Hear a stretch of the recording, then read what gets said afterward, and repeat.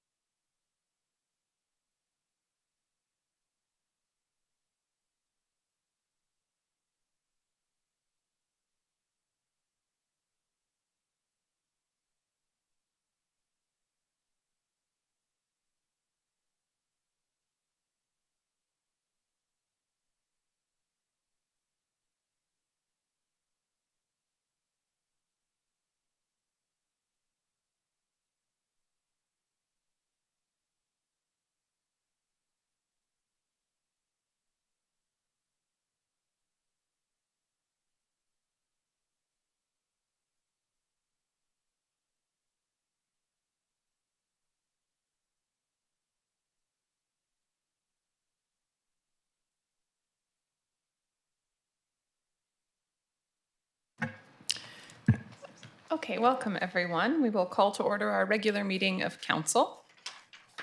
And before we start, we will recognize and acknowledge that we work, live, and play in the city of Port Alberni, which is situated on the unceded traditional territories of the Sishat and Hoopachasit First Nations.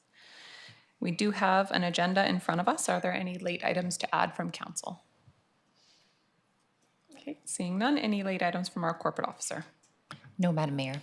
Okay, then would somebody like to move approval of our agenda? Moved by Councillor Mealy, seconded by Councillor Solda. Any comments? Seeing none, on the motion, all in favor? Carried, none opposed. On to adoption of minutes. We have minutes of the special meeting held at 12 p.m. and the regular meeting of council held at 2 p.m. on September 23rd, 2024 to be adopted. Move to adopt as presented by Councillor Mealy, seconded by Councillor Solda. Seeing no comments on the minutes, all in favor? Carried, none opposed. I should say we have a smaller council today. We have a couple members of our council away. So just the four of us here today. We will move on to delegations, and the first one, we are happy to welcome our new manager of culture. So I will welcome Director Thorpe up here to introduce.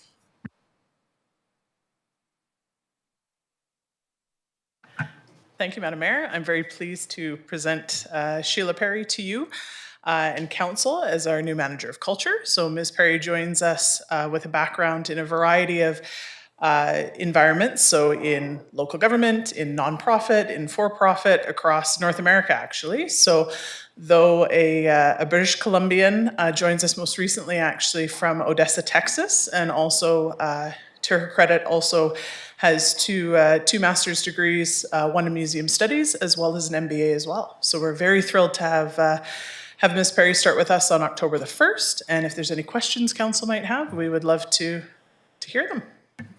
Thank you so much, and welcome to the community. We are very much looking forward to getting to know you. Any questions? Councillor Mealy. Thank you, Madam Mayor, and welcome once again. We met at the Heritage Commission meeting.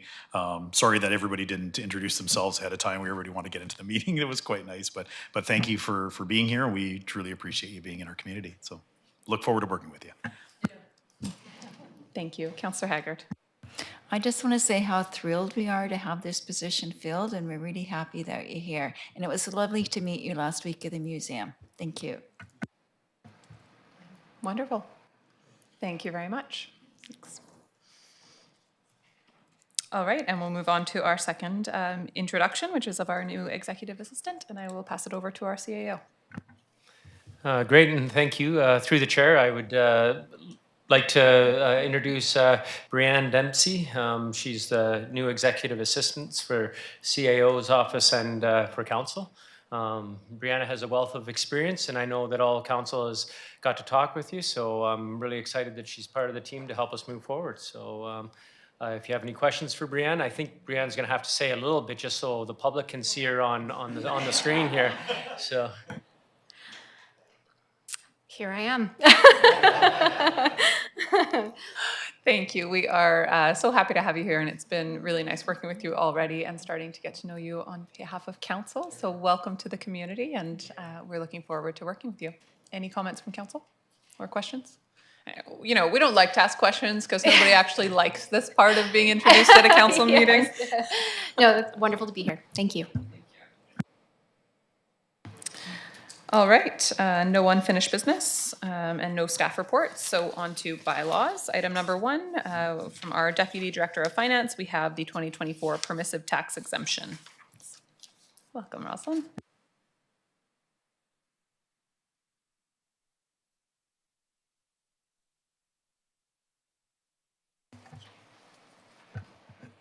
Good afternoon, Madam Mayor and Council. So before you is our permissive taxation bylaw. We have just a background and a review of the bylaw and the policy itself as well, and an attached schedule of any of the bylaw applications that have been granted. So just a bit of background. So the community charter grants both statutory and permissive exemptions. And Section 224 of the Community Charter provides council with the authority to grant permissive tax exemptions on property owned by non-for-profit organizations and charitable organizations. In 2019, we did do a review of the policy and process, which was endorsed by council. And that just helped guide process and aligned council's priorities to grant exemptions. We did a review of that policy in 2023 at a committee of the whole as well. And that again was endorsed, and staff went ahead and brought forth the 2024 to 2027 bylaw and policy. So before you today is our new bylaw for the 2025 to 2027 years. We do have one new applicant, as well as an amended bylaw attached as well, just to update any folios that may have changed with any organizations. There were a number of recommendations made. So if council so wishes to make any changes at this time, they're able to do so. Thank you very much. Are there any questions from council? Okay, Councillor Mealy, would you like to start the process on this? Thank you, Madam Mayor. I move that permissive tax exemption bylaw number 5115-2024 be now introduced and read a first time. Thank you. Moved by Councillor Mealy, seconded by Councillor Haggard. Seeing no comments on the motion, all in favor? Carried, none opposed. I move that permissive tax exemption bylaw number 5115-2024 be read a second time. Second that motion. Moved by Councillor Mealy, seconded by Councillor Haggard. Seeing no comments on the motion, all in favor? Carried, none opposed. And I move that permissive tax exemption bylaw number 5115-2024 be read a third time. Moved by Councillor Mealy, seconded by Councillor Haggard. Any comments? Seeing none on the motion, all in favor? Carried, none opposed.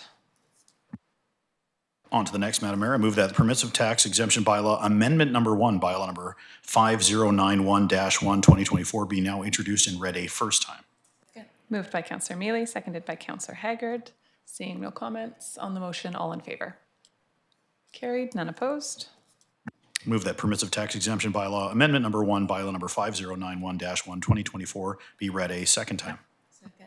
Moved by Councillor Mealy, seconded by Councillor Haggard. Seeing no comments on the motion, all in favor? Carried, none opposed. And one final time, Madam Mayor, move that permissive tax exemption bylaw amendment number 1, bylaw number 5091-1-2024 be read a third time. Moved by Councillor Mealy, seconded by Councillor Haggard. Seeing no comments on the motion, all in favor? Carried, none opposed. Thank you. Thank you very much, Councillor Mealy and our Deputy Director. And on to correspondence for action. Item number 1, we have a letter dated September 6, 2024 from the Umixu Aboriginal Mothering Centre presenting the City of Port Alberni with this beautiful plaque acknowledging the partnership between the city and the Huayet First Nation. And just wanted to speak a little bit to this. I know multiple councillors have been involved in supporting the really good work that Huayet First Nation is doing in building the Umixu Centre, and really excited to see that building nearing completion and getting ready to open. We had a really wonderful kind of opening ceremony and a lot of speeches from people who have worked really closely with the project so that everyone in the community could understand more about what the intent was and how it was kind of came to be. So just want to really commend Huayet First Nation for the fantastic work that they've done there. And I know as well that they really did it in a nice cultural way, going to Sashot and Hupachesit first before they started planning that project. So I'm looking forward to seeing the benefit that that brings to our entire community. Would somebody like to move that we accept this plaque? Moved by Councillor Haggard, seconded by Councillor Solda. Seeing no comments on the motion, all in favor? Carried, none opposed.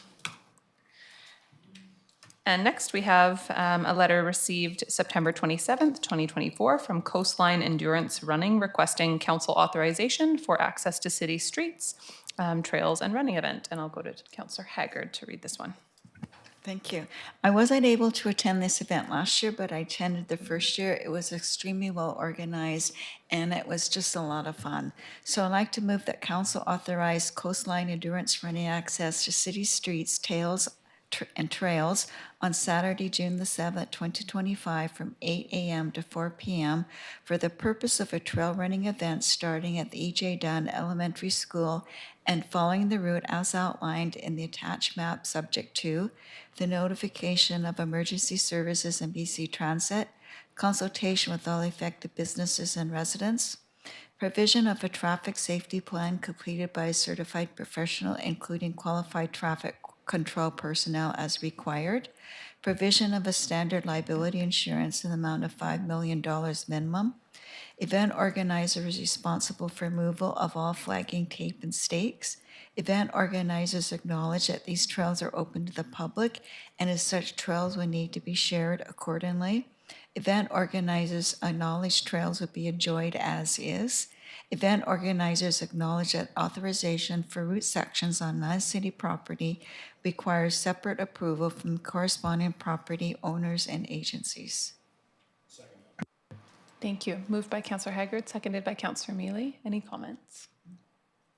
Okay, Councillor Mealy. Thank you, Madam Mayor. Just to go, I'm glad it's being referenced in the motion. It's just a matter of these are public trails. People will be still using them. It's going to be Saturday morning in the middle of a summer. So just as long as everybody can get along on the trails, it seems to be a very impressive event and a very impressive map that they've shown. So that's a lot of running.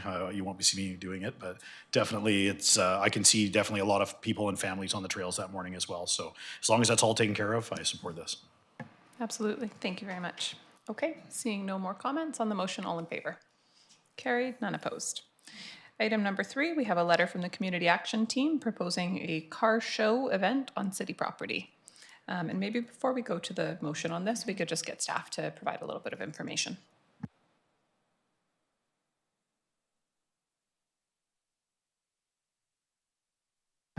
Thank you, Madam Mayor.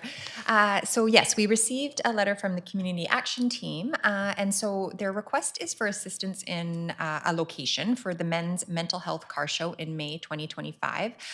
They're specifically targeting this demographic, given that 80% of toxic overdose deaths occur in men between the ages of 24 and 59. So do have some time on this, given that it's for the spring of 2025, and they are looking to potentially use the SOMAS lands for this. And so you can see in the recommended resolution that it asks staff to work directly with the Community Action Team. Given that we haven't hosted events on that site before, there's of course some considerations to be made. So if that's council's wish, staff would work with the Community Action Team and come back to council for consideration and approval. Thank you very much. Okay, questions, comments? Councillor Mealy? Thank you, Madam Mayor. I'll make the motion if that's okay. We'll start there. That council directs staff to work with the Community Action Team to determine costing and implications related to hosting a men's mental health car show in May 2025 on the SOMAS lands to be brought forward to council for consideration and approval. Thank you. Moved by Councillor Mealy, seconded by Councillor Solda. And Councillor Solda? Yeah, my question is, do they have a plan B if this doesn't work out? And second is, I'm kind of curious to know if the SOMAS lands would be cleared enough for this to happen in May. Go ahead, Mike. Thank you for the question. Through the chair, to the first question, which I believe, do they have a second option? I believe their original intent was any city lands, but again, we would need a little more conversation about that. I believe the desired was the big paved area at the SOMAS lands, which should be clear within the next few months. Once all the timbers are moved off that the city has sold. So in short, it would be more or less the safety on the site, whether or not temporary fencing needs to go up, washrooms, etc. We just need to know a little bit more about how many people, how many cars, the setup, just the logistics of the site. And but administration is always on board to have other community events for the community, and I think the SOMAS site could be used as long as people can be made to be safe. So next part would be insurance would be also looked at, I have no doubt. But there's other car shows in our community that would probably ask for the same thing because we do have other property. I'm just playing devil's advocate because I know there's lots of car shows that happen in Port Alberni and they have found site before. So just putting it out there. Yeah, thanks for the comments. Yeah, really, we want to move car shows off of fields, and you know, our fields cost a lot to maintain. And adding the compaction of cars on there, sometimes sprinkler heads are not marked properly, and other types of things happening on the fields. It's better to have it on a paved surface. So I know some car shows have worked with the Port Authority to have it on Tyee Landing, and there's other private lands. But really, for city lands that have a big open parking spot that's not being used at the times of shows, the SOMAS land does offer a possible solution to for some of these car shows. And if we look at it administratively and we can make this work, it would be a site that would be available for any type of function, really. Until we start developing it, then they'll have to come up with Plan B. Through the chair, yes. Of course, once development starts happening, we will have to come up with a plan B. But in the meantime, why not utilize the space for good community events? And also for engaging the publics, if there is some conversation about the way we're developing it or public outreach, that's a great time to do it. And if there's events being held, the more information we can get out about the site and have it for a community enjoyment. Absolutely. Yeah, and I think just kind of seconding some of those comments, absolutely, I think it's a great location for a car show. And while the site is just sitting, I mean, I know it's been a very busy site with the demolition and remediation work, but as we have opened up the frontage and additional pieces as we can, I think the more use we can get onto that site, the better for the community to enjoy until the development begins. And then, of course, building those spaces into a permanent site as well. Councillor Mealy. Thank you, Madam Mayor. Councillor Solda stole my question, or more like the answer to it, really, which is Tyee Landing's right there, but at least there's a bunch of parking lots and parking spots all along the way if need be. But I would love to see it, you know, on the SOMAS lands, just as you said, Madam Mayor, and have some use out of it in other ways before it's developed. So, thank you. Thank you. Okay, motion has been moved and seconded. On the motion, all in favor? Carried, none opposed. And moving on, we have a noise bylaw extension. Councillor Mealy, would you like to read this one?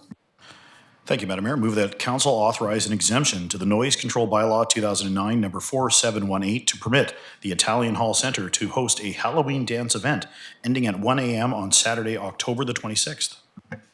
Thank you. Moved by Councillor Mealy, seconded by Councillor Solda. Any comments on this? I will just say that I think this is a great initiative, and I know that this group came forward and asked for a blanket noise bylaw extension, and we did not grant that. And I think this is a really great next step for them. Writing, you know, a quick letter doesn't have to be a big long process, and that way we continue to have control over when we give the exemption and when we don't. Yeah, happy to see that this dance is proposed. On the motion, all in favor? Carried, none opposed. Thank you. On to proclamations, and we have one, the letter received September 25th, 2024, requesting that the month of October be proclaimed as Foster Family Month in Port Alberni. Would somebody like to make that proclamation? Councillor Haggard. Thank you, Madam Mayor. I'd like to move that council, on behalf of the Ministry of Children and Family Development, proclaim the month of October as Foster Family Month in Port Alberni. Thank you. Moved by Councillor Haggard, seconded by Councillor Mealy. Seeing no comments on the motion, all in favor? Carried, none opposed. And item number 2, we have the complex regional pain syndrome and reflex sympathetic dystrophy, CRPS-RSD proclamation. I'll go to Councillor Mealy for that one as well. Thank you, Madam Mayor. Move that council, on behalf of Complex Regional Pain Syndrome and Reflex Sympathetic Dystrophy, proclaim November 4th, 2024 as Color the World Orange Day in Port Alberni. Thank you. Moved by Councillor Mealy. Is there a seconder?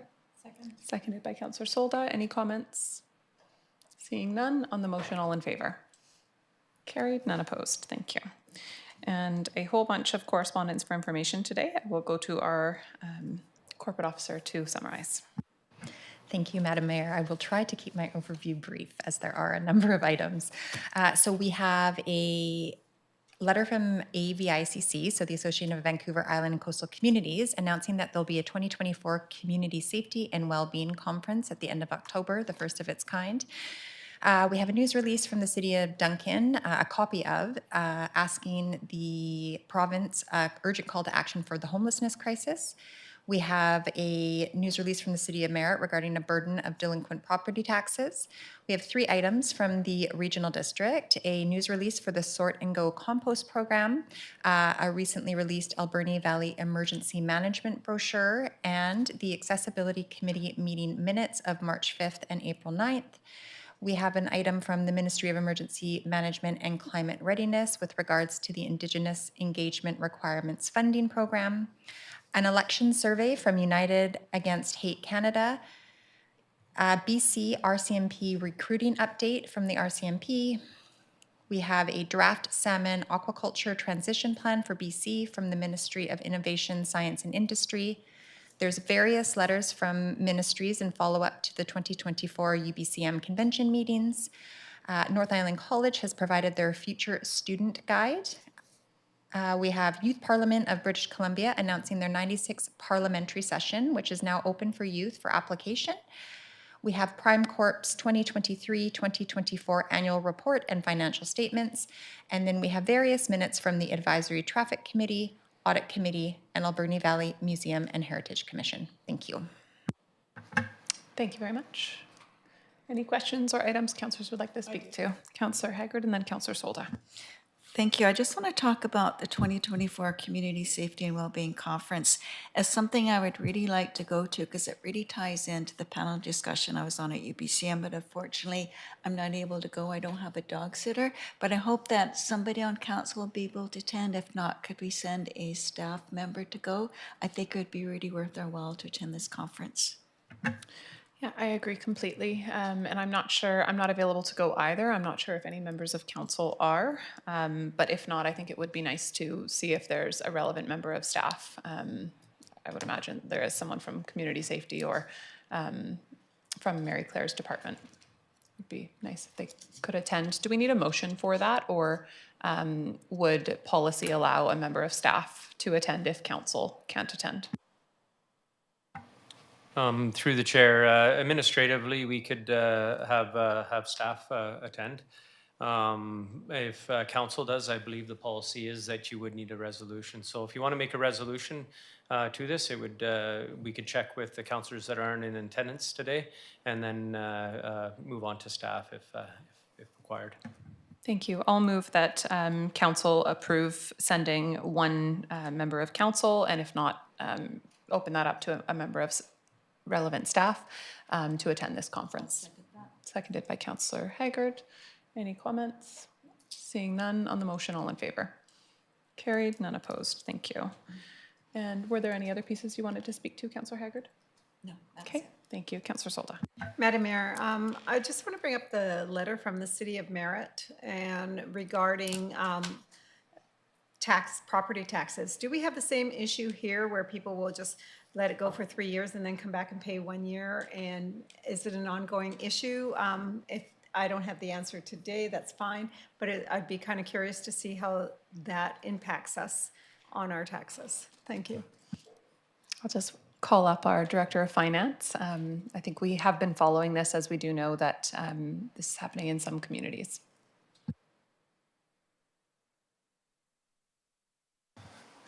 Thank you.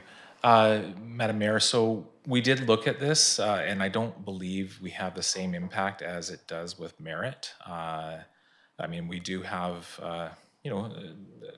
some properties that do delay and not pay their taxes until the third year, essentially, of the taxation. But overall, it's not as material as it is with the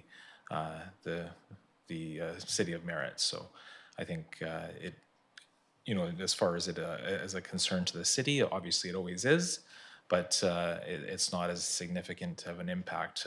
We traditionally do not borrow. We use our general reserve to get us through the first half of the year, essentially. So we do have the ability to manage within the resources we currently have. Thank you very much. Any other Councillor Mealy. Thank you, Madam Mayor. Just on another topic here, just for everybody at home, on page 52 and 53 is the Alberni Valley Emergency Evacuation Route Guide. I think this is something where it's beneficial for long-term residents and new residents to understand what the evacuation situation is. It also has trusted sources such as Prepared BC, emergency info. It has a lot of great information on this pamphlet. So page 52 and 53 for those along online, and just take a look at it. And that's all I'd like to say, Madam Mayor. Thank you very much.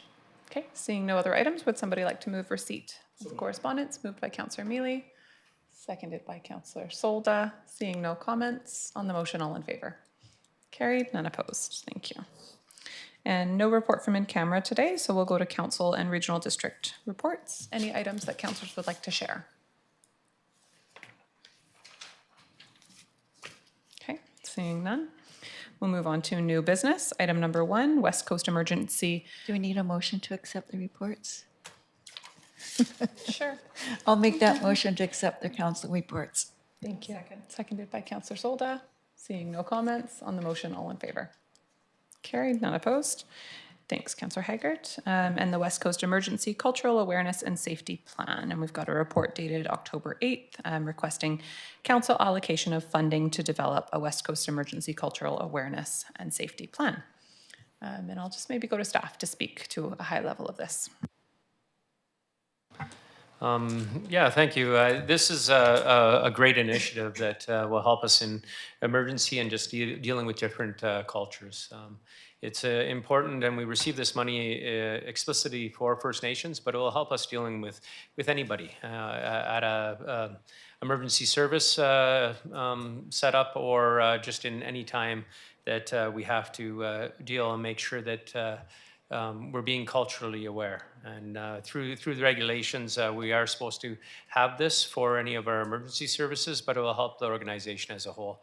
So I'm glad that the regional district is taking a regional approach to this, as they have much more of a broad touch than we do. And by pooling our funds, we can make a bigger difference. So really, it's about collaborating with a lot of the nations.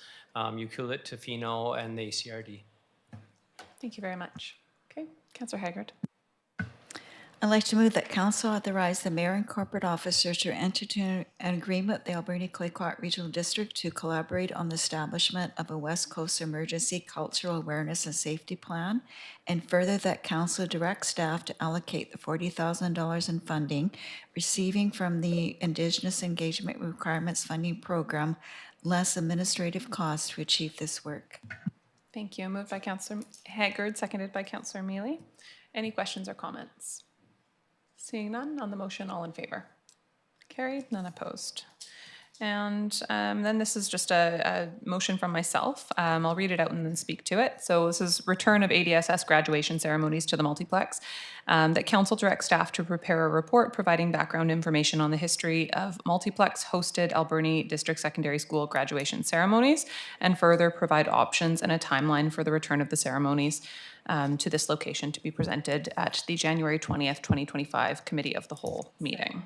Thank you. Moved by myself and seconded by Councillor Solda. Since grad stopped being hosted at the multiplex, I don't know about the rest of council, but every single year I've heard complaints and concern from really upset parents and grads that they are having their graduation ceremony hosted on 3 separate days. So they don't get to graduate with their friends, and it's just not the same as it used to be. I think we have a fantastic facility, and it seems like every year there is a challenge with getting it back to that location. I understand some of the challenge is maybe not wanting it to be there from the school board. So this is certainly not the city hasn't facilitated it being there. I think there's been a number of challenges on both sides with making it work. But every year I hear from parents who are disappointed that this is kind of the way the graduation ceremony happens now. And I'd just like us to start to understand some of the issues that led to where we are today. I've been told that, the cost went up drastically from the city and, but then someone said that wasn't true. And then someone said it's a booking issue. And regardless of what it is, it just seems like there's a lot of information going around without necessarily a lot of background or facts. It has been there for a long time. There must be a way that it can be there again. So I would like, whether it can happen this year, I understand there's a scheduling issue this year. With board maintenance happening. So it may not be able to be a fit for this year, but I'd like us to at least understand, have a factual basis to work from and understand if there is a desire, how we can get it back to the multiplex for future years. Okay, so that's moved and seconded. Any other comments? Seeing none, on the motion, all in favor? Carried, none opposed. Thank you. And moving on to question period, this is an opportunity for members of the public to ask questions of council on decisions or recommendations made during the course of this meeting. A maximum of 3 questions per speaker, and for anyone participating electronically, you can use the raise your hand feature if you'd like to participate. Are there any questions from members of the public? Okay, and nobody online, then would somebody like to move adjournment? Moved by Councillor Mealy. Seconded by Councillor Solda. On the motion, all in favor?